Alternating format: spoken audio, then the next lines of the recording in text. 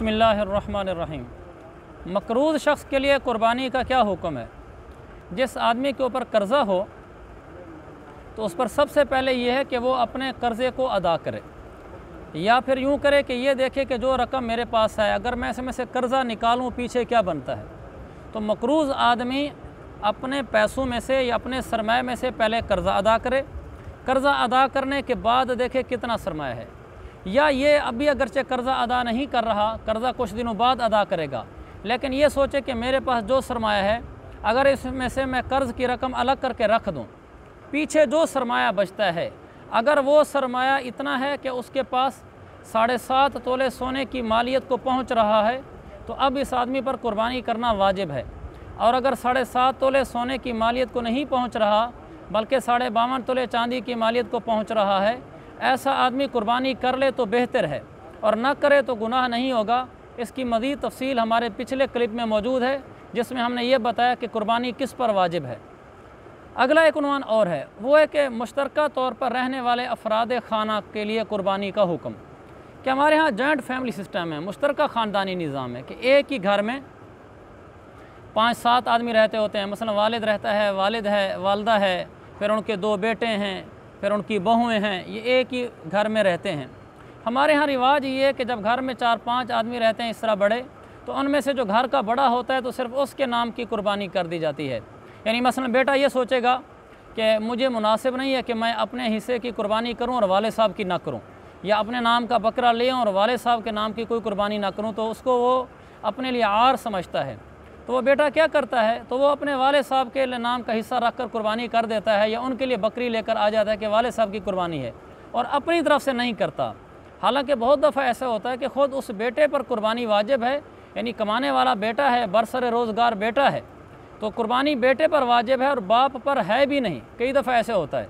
तो ऐसे मौके पर जिस पर कुर्बानी वाजिब हो उसकी तरफ से कुर्बानी की जाए। लिहाजा अगर बेटे पर कुर्बानी वाजिब है और वालिदैन पर नहीं है तो बेटा हरगिज़ ऐसा ना करे कि वालिदैन में से किसी की तरफ से कुर्बानी कर दे और अपनी तरफ से ना करे। हाँ, वो यूँ करे, अगर वालिदैन की तरफ से करना चाहता है अपनी तरफ से भी कुर्बानी कर दे, क्योंकि उस पर तो वाजिब है।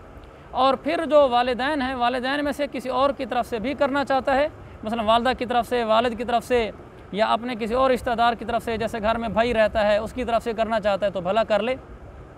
लेकिन ये ज़रूर ख्याल रखा जाए कि मुश्तरका ख़ानदानी निज़ाम में जितने अफराद भी रहते हों उनमें से जिस पर कुर्बानी वाजिब हो उनमें से हर शख्स को कुर्बानी करनी चाहिए। अगला है कि एक दफ़ा आदमी दूसरे मुल्क में रहता है, जैसे सऊदीया में रहता है, और वो यहाँ पाकिस्तान अपनी कुर्बानी करवाना चाहता है, तो इस शख्स के लिए क्या हुक्म है? सऊदीया में रहने वाला या बाहर किसी भी मुल्क में रहने वाला अगर पाकिस्तान में अपने किसी रिश्तेदार वगैरह को फ़ोन कर देता है कि मेरी तरफ से यहाँ पाकिस्तान में कुर्बानी कर दो, तो ऐसा उसके लिए कहना भी जायज़ है और यहाँ उसकी तरफ से कुर्बानी करना भी जायज़ है। लेकिन यहाँ एक बात का ख्याल रखना बहुत ज़रूरी है, वो ये कि जिस दिन यहाँ उसके नाम की कुर्बानी हो रही हो कि आज भाई उसका जानवर हम कुर्बान कर रहे हैं, उस दिन वो ऐसा दिन होना चाहिए कि यहाँ जिस जगह जानवर ज़िबा हो रहा है यहाँ भी ईद का दिन हो, और जिस आदमी की तरफ से ज़िबा हो रहा है उसके मुल्क में भी ईद का दिन हो। मसलन ईद के दिन हैं 3, 10, 11, 12 ज़िलहिज्जा। हम मिसाल ले लेते हैं कि ईद है मंगल, बुध, जुमरात को। मंगल को पाकिस्तान में ईद है, बुध और जुमरात ये 3 दिन पाकिस्तान की ईद के हैं, और बिलफर्ज सऊदीया में सोमवार को ईद शुरू हो गई। तो सऊदीया में सोमवार को 10 ज़िलहिज्जा है और मंगल को 11 ज़िलहिज्जा है, और पाकिस्तान में मंगल को 10 ज़िलहिज्जा है। तो मंगल का दिन दोनों मुल्कों में मुश्तरक है कि मंगल का दिन वहाँ भी कुर्बानी का दिन है, यानी उनका कुर्बानी का दूसरा दिन है और हमारे यहाँ कुर्बानी का पहला दिन है। लिहाजा अगर मंगल को कुर्बानी कर दी गई तो कुर्बानी ठीक हो जाएगी। इसी तरीके से अगर बुध को करेंगे तो भी ठीक है, बुध वाले दिन उनका कुर्बानी का तीसरा दिन होगा, हमारा दूसरा होगा।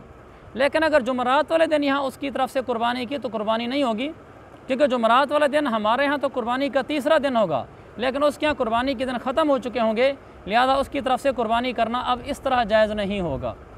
एक उन्वान और है, फ़ौत शुदगान की तरफ से कुर्बानी का हुक्म, कि जो हमारे रिश्तेदार या कोई भी फ़ौत हो गया, रिश्तेदार चाहे ना भी हो, उसकी तरफ से मैं कुर्बानी करना चाहता हूँ, तो शरीयत में इसका क्या हुक्म है?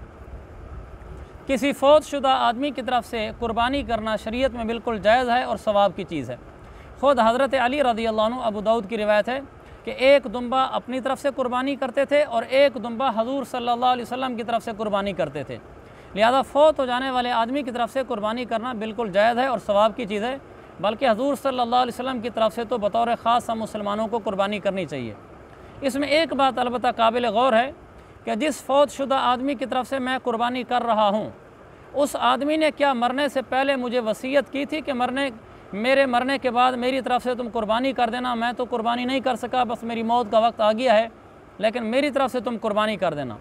अगर तो उस आदमी ने वसीयत की थी कि मरने के बाद मेरी तरफ से कुर्बानी करना और फिर उसकी वसीयत को पूरा करने के लिए मैं उसकी तरफ से कुर्बानी कर रहा हूँ, तो ऐसी कुर्बानी बिलाशुबा जायज़ है। मैं जानवर में हिस्सा रखवाऊँगा तो उसके नाम का रखवाऊँगा, बकरा लूँगा तो उसके नाम का लूँगा, लेकिन उसके हिस्से के बदले में जो गोश्त आएगा, यह गोश्त सारा का सारा गरीबों में सदका करना, गरीबों में तकसीम करना ज़रूरी है। उसको मैं ख़ुद भी नहीं खा सकता और अमीरों को भी नहीं दे सकता, वो गरीबों में तकसीम करना ज़रूरी है।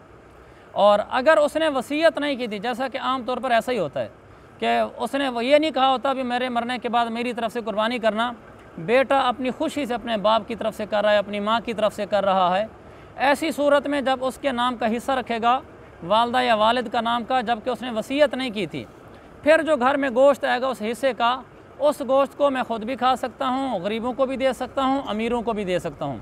ये चंद ज़रूरी मसाइल थे जिनका जानना ज़रूरी था। अल्लाह ताला अमल की तौफीक अता फरमाए।